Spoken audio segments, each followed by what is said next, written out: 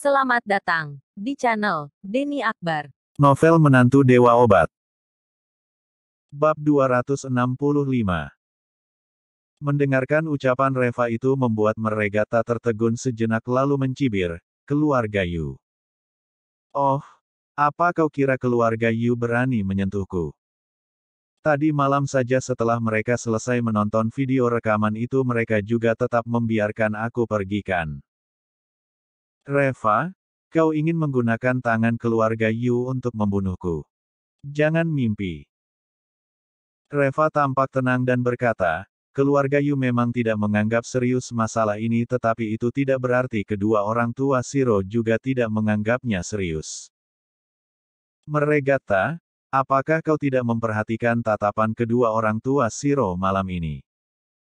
Tadinya mereka begitu ingin membunuhku. Tetapi ketika akhirnya terbukti bahwa pembunuhnya adalah kau maka sekarang mereka menargetkanmu. Aku rasa sebentar lagi mereka akan segera menemukanmu di sini. Dan pada saat itu, kau akan mati di tangan mereka." Tidak peduli bagaimanapun caranya keluarga Meregata menyelidiki masalah ini, mereka tidak akan pernah bisa menghubungkan masalah ini denganku. Lalu Reva mengulurkan tangannya dan menepuk leher Meregata. "Aku pergi dulu ya, kalian nikmatilah waktunya perlahan-lahan." Lalu Reva tertawa dan meninggalkan Meregata dengan ekspresi yang menatapnya dengan ngeri.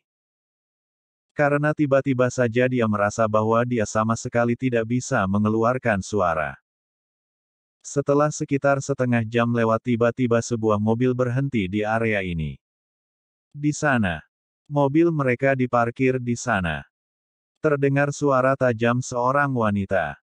Mobil segera melaju dan menghampiri.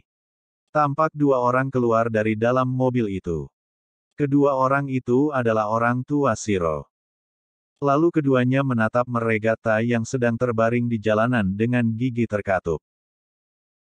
Meregata tampak begitu ketakutan dan ingin memberitahu mereka dengan lantang bahwa semua ini adalah rencana dan jebakan Reva. Tetapi sayangnya, dia sama sekali tidak bisa mengeluarkan suara. Kenapa mereka berbaring di sini? Kenapa mereka tidak bisa bergerak sama sekali? Ayah Shiro bertanya-tanya. Ibu Shiro tampak kesal dan berkata, "Untuk apa kau menanyakan itu? Dia adalah pembunuh putraku. Aku ingin membunuhnya untuk membalaskan dendam putraku." Lalu ayah Shiro tampak khawatir dan berkata, "Aku khawatir ada seseorang yang ingin memperalat kita." Meregata langsung menghela nafas lega. Ternyata ayah Shiro tidak bodoh. Kemudian ibu Shiro menggertakkan giginya dan berkata, "Memangnya kenapa kalau diperalat orang lain juga? Yang penting kita bisa membalaskan dendam putra kita. Apakah kau masih tetap berharap dan mengandalkan keluargamu itu? Mereka telah mencabut status ahli waris putra kita. Dan setelah putra kita mati, mereka tidak mau membalaskan dendam putra kita lagi hanya karena mendapatkan sedikit keuntungan. Apakah ini yang namanya saudara? Dan kau masih saja memikirkan mereka. Apakah kau pantas bersikap seperti itu demi putramu?" Ekspresi ayah Shiro seketika menjadi dingin. Kemudian dia mengeluarkan belati dari tubuhnya lalu menggertakkan giginya dan berkata, "Kau benar. Keluarga itu sudah melecehkan kita jadi jangan salahkan kita juga karena bersikap tidak adil. Pa, sebenarnya aku tidak ingin membuat masalah untuk keluarga kita tetapi itu semua karena kau terlalu kejam." Setelah selesai berbicara kemudian ayah Shiro langsung menikamkan belatinya ke dada Meregata. Meregata sama sekali tidak bisa berteriak meskipun rasa tikaman belati itu begitu menyakitkan dan tak tertahankan baginya. Tak lama kemudian, kedua orang tua Shiro ini bekerja sama untuk membunuh Meregata. Lalu mereka melihat orang-orang yang ada di sebelahnya kemudian ayah Shiro mengernyitkan keningnya dan berkata, "Lalu orang-orang ini bagaimana?" Ibu Shiro langsung berkata dengan marah, "Mereka satu kelompok dengan Meregata. Mereka semua adalah kaki tangannya saat membunuh putraku. Aku tidak akan melepaskan satupun dari mereka." Dan ayah Shiro akhirnya mengangguk. Kejadiannya sudah sampai seperti ini, membunuh satu atau dua orang lagi juga tak ada bedanya. Tak lama kemudian, semua anak buah Meregata juga sudah dibereskan. Setelah membalaskan dendam putranya, kedua orang tua Shiro itu pun pergi meninggalkan mereka semua. Mereka tidak kembali ke kota Carson tetapi alih-alih malah meninggalkan kota Carson. Setelah masalah Meregata yang terbunuh malam ini tersebar, keluarga mereka pasti tidak akan melepaskan mereka. Jadi mereka tidak mungkin tetap tinggal di Provinsi Yama. Dan rencana ini juga termasuk dalam rencana Reva. Kedua orang tua Shiro yang telah membunuh Meregata dan yang lainnya kemudian meninggalkan Provinsi Yama. Mereka melarikan diri tanpa meninggalkan jejak. Dan dengan cepat racun yang Reva berikan itu akan segera hilang. Pada saat itu meskipun keluarga Regata datang memeriksa juga mereka hanya bisa mendapatkan jejak orang tua Shiro dan bukan Reva. Lalu masalah ini akhirnya sepenuhnya selesai sampai di sini dan itu tidak ada hubungannya lagi dengan Reva. Hanya saja keluarga Yu dan keluarga Regata pasti akan memiliki banyak masalah di kemudian hari. Bab 266. Keesokan pagi-pagi sekali, ketika Axel dan Alina hendak keluar rumah tampak Hiro dan Hana sudah datang mencari mereka. Tadinya Hiro dan Hana sudah tinggal di rumah itu tetapi semalam mereka tidak berani pulang karena khawatir akan kena omelan dan makian. Saat melihat kedua orang ini, wajah Alina langsung menjadi dingin dan bertanya, "Apa yang kalian berdua lakukan di sini? Aku kalian tidak tahu bahwa kakak iparmu tidak menyukai kalian berdua. Kalian malah masih berani datang ke sini. Apakah sengaja ingin membuat kakak iparmu marah?" Hiro hanya bisa menghela nafas dalam hatinya. Tentu saja, karena kakak ipar sudah berduit jadi sikap mereka kepadanya juga pasti berbeda. Beberapa waktu yang lalu Axel dan Alina selalu marah setiap melihat Reva. Sekarang malah terbalik, mereka ingin Hiro dan Hana berdua menghindari Reva karena khawatir Reva akan marah. Meskipun di dalam hatinya dia merasa kesal tetapi senyumnya itu tetap terlukis di wajah Hiro. "Ma, aku tahu kakak ipar sudah pergi bekerja makanya aku datang ke sini. Mantel yang kau suka beberapa waktu lalu itu telah aku belikan. Jadi hari ini aku bersama Hana datang untuk membawakannya kepadamu. Dan aku juga membelikan papa sepatu kulit yang kau sukai itu," ujar Hiro dengan tersenyum sambil menyerahkan hadiahnya. Ekspresi Alina akhirnya sedikit melunak dan berkata, "Hiroku, bukannya aku mau mengomelimu. Tetapi sikapmu yang seperti itu terhadap kakak iparmu benar-benar tidak pantas bagimu untuk selalu pulang ke rumah ini. Dan juga taruhan yang kau lakukan dengan Nara, bagaimana bisa kau tidak mengakuinya?" Lalu dengan panik Hana berkata, "Ma, bukankah Hiro sudah berlutut dan meminta maaf kepadanya? Lalu mau bagaimana lagi? Axel. Karena sudah bertaruh ya akui dong." Ucapan seorang lelaki jantan itu seperti air yang dituangkan. Jadi apa yang kau ucapkan itu harus kau lakukan dan akui. Memang pada akhirnya kau berlutut juga karena kau telah berjanji pada waktu itu. Tetapi kau melakukannya dengan enggan dan menunda-nunda. Lelaki macam apa itu? Hana tampak marah dan ingin berbicara tetapi segera dihentikan oleh Hiro. "Papa benar, seorang lelaki yang jantan memang sudah seharusnya menepati janji-janjinya. Pa, kau jangan khawatir, aku akan lebih baik lagi di kemudian hari. Aku pasti akan melakukannya seperti kata papa dan menepati semua janji-janjiku. Tetapi masalahnya sekarang adalah, apakah ucapan yang Reva katakan juga telah dia lakukan?" Axel dan Alina saling menatap dan bertanya, "Apa maksudmu?" Lalu Hiro berbisik, "Pa, Ma, bukankah Reva sudah bilang? Sebagian uang dari kompensasi itu adalah milik perusahaan sedang yang lainnya untuk keluarga kita. keluarga kita, yang artinya uang itu bukan hanya milikinya tetapi juga milik kalian berdua. Tetapi di mana uangnya sekarang? Raut wajah Axel dan Alina langsung berubah sedikit. Sebenarnya mereka juga memikirkan masalah uang itu. 3 miliar dolar. Mereka berdua telah membahas bagaimana akan menggunakan dan menghabiskan uang itu semalam. Tetapi cara untuk mendapatkan uang itu mereka belum tahu. Alina tidak sabar dan berkata, "Hiro, kami berdua mengerti maksud ucapanmu. Bukankah kami akan pergi meminta uang kepadanya sekarang?" Lalu Hiro langsung berkata, "Ma, apakah kau akan pergi meminta uangnya seperti ini secara langsung?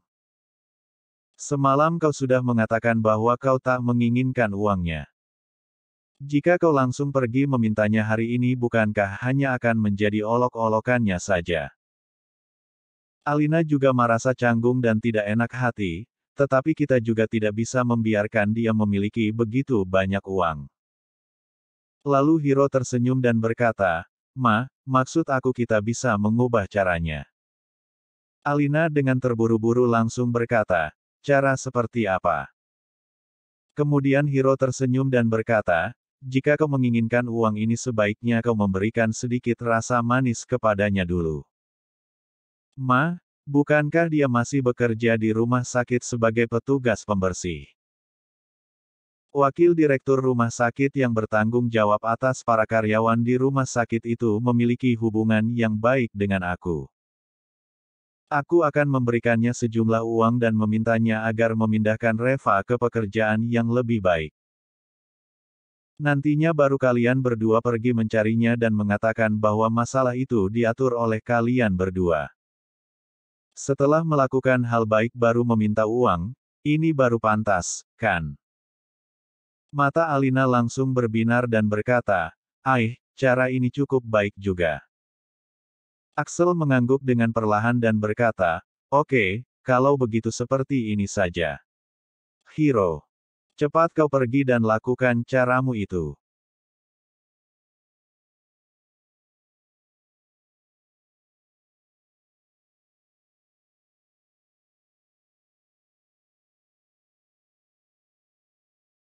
Bab 267.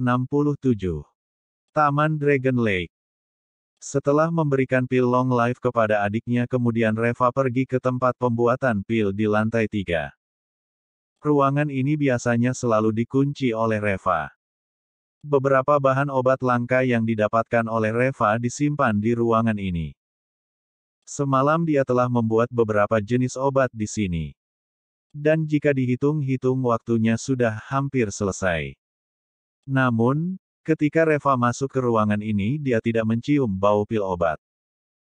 Lalu dia membuka pot pasirnya dan mendapat obat di dalamnya masih tampak kental. Masih perlu beberapa jam lagi untuk menyelesaikannya. Reva tampak sedikit tak berdaya. Ini semua disebabkan oleh suhu api yang kurang tinggi. Tetapi dia juga tidak bisa berbuat apa-apa. Pot pasir itu tidak bisa menahan suhu api yang lebih tinggi. Proses alkimia yang sebenarnya membutuhkan tungku alkimia. Dan sudah pasti tidak cocok jika dia menggunakan pot pasir seperti ini untuk membuat obat. Untuk sementara, ramuan-ramuan obat ini masih termasuk ramuan obat yang biasa jadi masih bisa direbus dalam pot pasir. Jika beberapa bahan obat khusus lainnya yang memerlukan suhu tinggi atau persyaratan yang lebih khusus maka pot pasir ini tidak dapat digunakan. Setelah melihat waktunya sebentar, ini juga sudah saatnya bagi Reva untuk pergi bekerja kembali. Lalu Reva hanya bisa mematikan api di bawah pot pasir ini untuk sementara, jangan sampai semua obat ini menjadi sia-sia. Sesampainya di rumah sakit, Reva segera berlari ke arah direktur dan berkata bahwa dia ingin pindah departemen. Sebagian besar penyakit yang ditangani di ruang gawat darurat dapat diselesaikan oleh dokter lain. Sehingga masalah ini tidak terlalu membantu Reva malah sebaliknya terlalu menghabiskan banyak waktunya. Oleh karena itu, Reva memutuskan untuk pindah ke departemen yang lebih santai sehingga dia bisa memiliki lebih banyak waktu luang. Begitu dia menemukan penyakit yang tidak dapat ditangani oleh dokter lain, dia akan segera melakukan tindakan sehingga dia benar-benar dapat melatih keterampilan medisnya. Permintaan Reva kepada dekan rumah sakit itu tentu saja adalah langsung disetujui. Karena bagaimanapun juga Reva adalah orang yang diatur secara pribadi oleh Dr. Tanaka. Lalu dia segera memanggil Justin Tanolius, wakil direktur RS yang bertanggung jawab atas petugas dan karyawan di RS. Dia meminta Justin untuk membantu pengaturannya. Justin sedang memikirkan bagaimana mengatur permintaan Hiro yang datang dengan sebuah portfolio tadi. Secara kebetulan, yang dikatakan oleh Hiro sebagai teman lamanya itu adalah Justin Tanolius. Hiro dan Justin sebenarnya tidak terlalu akrab satu sama lain. Mereka hanya pernah berkenalan dan makan bersama di suatu pesta seorang teman. "Halo, Direktur Justin." Hiro menyapanya dengan tersenyum. Setelah saling menyapa dan bertukar kabar kemudian Hiro langsung menjelaskan niat dan maksud hatinya kepada Justin. "Direktur Justin, aku tahu ini agak merepotkan. Kau tidak perlu memindahkannya ke posisi yang terlalu bagus. Kamu bisa memberikannya posisi apa saja. Ini hanya masalah sepele, tolong jangan ditolak." Kemudian Hiro meletakkan portfolio itu di atas meja. Salah satu sisi portfolio itu terbuka dan memperlihatkan tumpukan uang di dalamnya. Justin tampak sedikit bingung. Apa maksudnya ini? Bukankah dekan sudah menginstruksikannya? Lalu mengapa masih ada orang yang memberikan uang kepadanya? Apakah khawatir dia tidak akan mengaturnya dengan baik? Lalu sambil pura-pura berpikir dan berkata, "Saudaraku Hiro, apa hubungan Reva ini denganmu?" Lalu Hiro tersenyum dan berkata, "Oh, dia ini kakak iparku. Istrinya adalah kakak dari istriku." Dan Justin langsung mengerti bahwa hubungan mereka ada kerabat, pantas saja. Dia sengaja mengantarkan uang ke sini. Sepertinya memang benar-benar berniat untuk mencari posisi yang baik dan santai. Bagaimanapun juga, uang ini harus diterima dulu. Lalu Justin pura-pura tidak enak hati dan berkata, "Karena saudara Hiro sudah berkata seperti ini maka aku sebagai seorang kakak mau tak mau juga harus membantumu dalam masalah ini." Begini saja, rumah sakit baru saja membuka sebuah departemen pengobatan Tiongkok. Bagaimana kalau aku memindahkannya sebagai direktur departemen ini? Mata Hiro langsung berbinar. Tadinya dia mengira paling-paling Reva hanya akan dipindahkan ke departemen mana saja dan menjadi cadangan. Tetapi Hiro sama sekali tak menyangka bahwa koneksi yang dimilikinya ini cukup berguna rupanya. Dia langsung dipromosikan menjadi direktur. Kalau begitu bukankah dia telah menyelesaikan tugasnya dengan sempurna? Hiro lalu mengepalkan tinjunya di depan dada seperti memberi hormat, lalu berkata, "Kak Justin, terima kasih banyak. Jika di kemudian hari kau memerlukan bantuanku silahkan katakan saja. Aku pasti akan membantumu dengan sepenuh hati." Justin berkata dengan manis di bibirnya tetapi diam-diam dia tertawa di dalam hatinya. Reva sendiri adalah direktur departemen UGD jadi jika dia dipindahkan ke departemen pengobatan Tiongkok sebagai direktur sebenarnya itu sama sekali bukan mempromosikan posisinya. Jadi masalah ini sama sekali tidak sulit. Sedangkan uang Hiro sudah diantarkan kepadanya dan seolah-olah dia telah memberikan bantuan yang sangat besar kepadanya. Bukankah itu sangat bodoh? Hiro sama sekali tidak tahu mengenai masalah ini. Jadi setelah keluar dari rumah sakit dia segera menelepon Axel dan menceritakan hal ini dengan penuh semangat. Axel juga tampak begitu senang dan bersemangat setelah mendengarkan ceritanya. "Hiro, kau memang sangat bisa diandalkan dalam pekerjaanmu. Dari seorang petugas pembersih tiba-tiba dipromosikan menjadi direktur departemen. Bukankah si Reva akan sangat kegirangan sekarang? Sekarang baru pergi mencarinya dan meminta kartu itu. Aku ingin lihat apakah dia bisa menolaknya. Bersambung. Jangan lupa subscribe dan like-nya. Terima kasih.